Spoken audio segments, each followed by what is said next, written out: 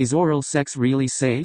Most people believe that's the safest way to be intimate. But is that actually true, or just a myth? Let's uncover what science, psychology, and health experts really say.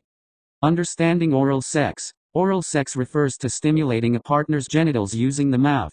It includes acts like fellatio, cunnilingus, and analingus. Many see it as a safer alternative to penetrative sex, but that doesn't mean it's risk-free. Let's explore why. Can you get STDs from oral sex?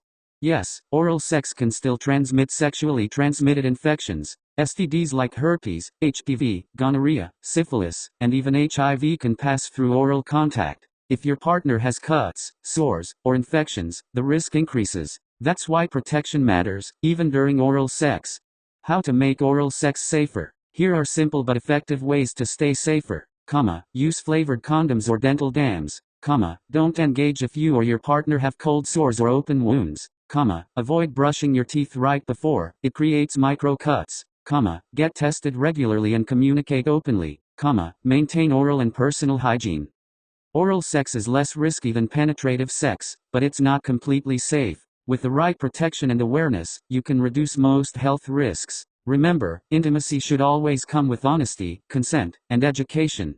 If this video helped clear your doubts, like, share, and subscribe for more facts-based sex education.